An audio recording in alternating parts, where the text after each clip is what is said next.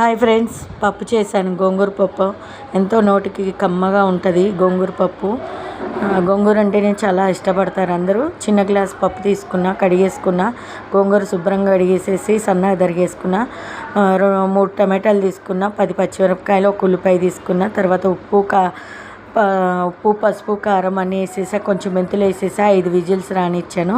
ఈ తర్వాత ఇక్కడ ఇటు సైడు వంకాయలాగా ఉంటుంది, సేమ్ మీకు తెల్ల వంకాయలాగా ఉంటుంది.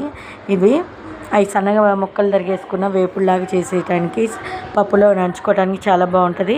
జీలకర్ర, ఓన్లీ జీలకర్ర వేసాను. తర్వాత పచ్చిమిరపకాయలు, కరివేపాకు వేసుకున్న, మూత పెట్టేసాను. తిప్పేసి ఇటు పప్పుకి మెదిపేసుకున్నాను. మెదిపేసేసుకొని పప్పుకి పోపు వేసేసుకున్న, ఆవాలు, జీలకర్ర, మెంతులు, ఇంగువ, ఎండుమిర్చి, వెల్లుల్లిపాయలు అన్నీ వేసేసాను. పప్పు కమ్మగా, నోటికి చాలా కమ్మగా ఉంటుంది.